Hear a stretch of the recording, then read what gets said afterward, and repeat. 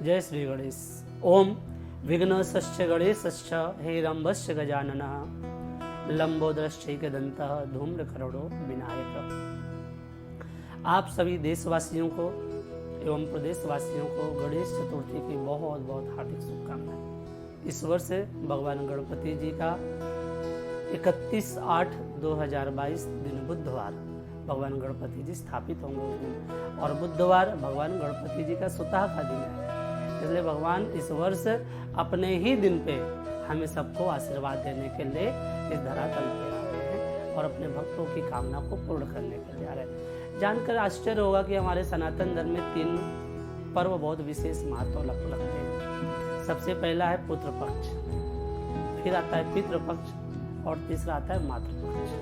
पुत्र पक्ष अर्थात भगवान गणपति जी का पूजा 10 दिन धूमधाम से पूरे देशवासी भगवान गणपति जी की पूजा करते हैं। और 10 दिन के उपरांत जिस दिन पुत्र पक्ष संपन्न होगा अर्थात पूर्णिमा लगेगी, और पूर्णिमा के दूसरे दिन जिस दिन पूर्णिमा लगेगी उसी दिन से पितृपक्ष प्रारंभ हो जाता है। अर्थात पुत्र पक्ष संपन्न हुआ, फिर पुत्र के द्वारा पिता का तर्पण प्रारंभ होता है, अर्थात पितृपक्ष प्रारंभ होता है। और जिस दिन पितृपक्ष संपन्न होगा उसके दूसरे ही दिन नवरात्रि प्रारंभ हो जाती है, अर्थात मातृपक्ष प्रारंभ हो जाता है। तो इस क्रम में सबसे पहला पक्ष जो है वो पुत्र पक्ष, अर्थात पुत्र पक्ष मेरा मानना है कि भगवान गणपति जी का पक्ष है। तो भगवान गणपति जी का इस वर्ष पूजन करने की आइए हम लोग जानते हैं विधि विधान क्या है और हमें किस मुहूर्त में भगवान गणपति जी का पूजन करना चाहिए। सबसे पहले भगवान गणपति जी की आप मूर्ति लेकर के ध्यान रहे, मूर्ति मिट्टी की हो, मिट्टी की मूर्ति रखिए घर में, क्योंकि मिट्टी जो है बहुत पवित्र होती है, मृतिका बहुत शुद्ध मानी जाती है। और मृतिका की मूर्ति बनवाएं, और मृतिका की मूर्ति बनवाने के बाद अपने घर के ईशान कोण में भगवान को स्थापित करें, ईशान कोण में स्थापित करें। और भगवान गणपति जी की मूर्ति के दाहिने तरफ कलश की स्थापना की जाती है। कलश की स्थापना में सबसे पहले कलश लें, कलश के कंठ पे अर्थात गले पे रक्षा सूत्र बांधे 3 बार रक्षा सूत्र बांधे। फिर कलश के मध्य में स्वास्तिक का चिन्ह बनाएं। स्वास्तिक का चिन्ह बनाने के बाद कलश के नीचे जौ रखें अथवा गेहूं रखें अथवा पीला अक्षत रखें। रखने के बाद स्थापित करें और उसमें फिर गंगा जल मिश्रित जल डालें। जल डालने के बाद उसमें एक सिक्का डालें, खड़ी हल्दी, सुपारी, दूबी घास, पुष्प डालें और आम के 5 पत्ते डालें, जिसको पंच पल्लव कहा जाता है, पल्लव डालें और उसके ऊपर नारियल को स्थापित करें। नारियल में भी रक्षा सूत्र लपेटना है, रक्षा सूत्र लपेटे अथवा नारियल में वस्त्र लाल कलर का वस्त्र लपेट दें। लाल कलर का वस्त्र लपेटने के बाद नारियल को कलश के ऊपर रख दें और उसमें एक जनेऊ धारण करवाएं। जनेऊ धारण करवाने के बाद पूजन की पूरी सामग्री एकत्रित करें और भगवान गणपति जी का स्मरण करें। ओम वक्रतुंड महाकाय सूर्यकोटि समप्रभा निर्विघ्नं कुरु मे देव सर्वकार्येषु सर्वदा। ऐसा स्मरण करते हुए भगवान गणपति जी का ध्यान करें और भगवान के चरणों में अक्षत पुष्प को अर्पण करें। अक्षत पुष्प अर्पण करने के बाद भगवान का पैर धुलाएंगे। पैर धुलाने के बाद भगवान को स्नान कराएंगे। स्नान कराने के बाद पंचम से स्नान कराइए। भगवान को सुंदर सा वस्त्र धारण कराएं। सुंदर सा वस्त्र धारण कराने के बाद भगवान को जनेऊ धारण करवाएं। भगवान को टीका लगा दें।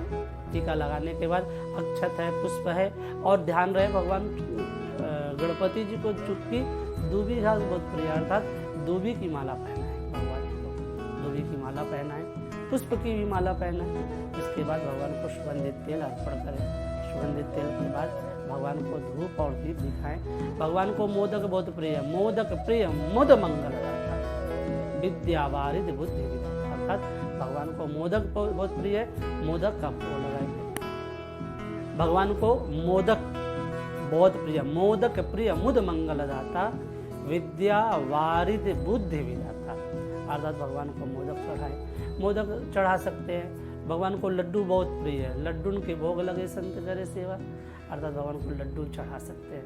लड्डू चढ़ाने के बाद भगवान के भोग में दूबी घास रखना बहुत अनिवार्य होता है। तो अर्थात भगवान के जो भी भोग लगाते हैं, फल है, नैवेद्य है, आप जो भी घर में बनाते हैं अपने भाव से, भगवान के हर भोग में, प्रसाद में भगवान को जो है दूबी घास चढ़ाएं। दूबी घास चढ़ाने के बाद भगवान को अर्पण करेंगे और भगवान के समक्ष एक लोटे में जल रखिए और भगवान से प्रार्थना कीजिए, हे प्रभु इस जल को आप ग्रहण करें। और मीठा पान भगवान को लेकर के चढ़ाएंगे, क्योंकि पान चढ़े, फूल चढ़े और चढ़े मेवा। मीठा पान चढ़ाइए और मीठा पान चढ़ाने के बाद भगवान का हाथ जोड़ करके स्तुति करेंगे, अर्थात प्रार्थना करेंगे, क्षमा याचना करेंगे, हे गणराज मुझसे मेरे परिवार से कोई भूल हुई हो तो मुझे क्षमा करें। और क्षमा के साथ साथ मेरे परिवार पे और मेरे बच्चों पे अखंड विद्या, अखंड बुद्धि, यश, कीर्ति की कृपा बरसाएं और मैं आपका ऐसे जन्म जन्मांतर आपका पूजन पाठ करते रहूं, ऐसा आप मुझे आशीर्वाद दें। ऐसा प्रार्थना करने के बाद फिर जो प्रसाद आपने चढ़ाया, लोगों को प्रसाद वितरण करें। प्रसाद का अर्थ बहुत सुंदर होता है, प्र, शा और दा। प्र का अर्थ होता है प्रभु, शा का अर्थ होता है शीघ्रता और दा का अर्थ होता है दर्शन। प्रभु का शीघ्रता के साथ दर्शन हो जाए, उसी का नाम प्रसाद है। आइए जानते हैं कि इस वर्ष हम लोग को किस मुहूर्त में भगवान गणपति जी को अपने घर में स्थापना करनी है। सबसे पहले घर में जो भी हम गणेश जी को बैठा लेंगे तो प्रातः 9:07 से 11:23 तक करना है पहला मुहूर्त। दोपहर का मुहूर्त है 1:40 से 3:46 के मध्य भगवान जी को, जो प्रातः नहीं कर सकते वो मध्यकाल में अर्थात दोपहर में करेंगे। और तीसरा मुहूर्त है 5:31 से 7:05 पे। इन मुहूर्त का विशेष ध्यान देते हुए अपने घर पे भगवान गणपति जी की स्थापना करें।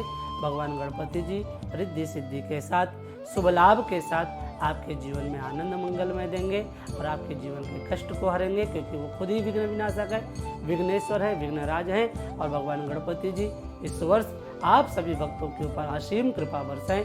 जय श्री गणेश। पुनः आप सभी लोगों को गणेश चतुर्थी की बहुत बहुत हार्दिक शुभकामनाएं। जय सिया राम, जय श्री गणेश।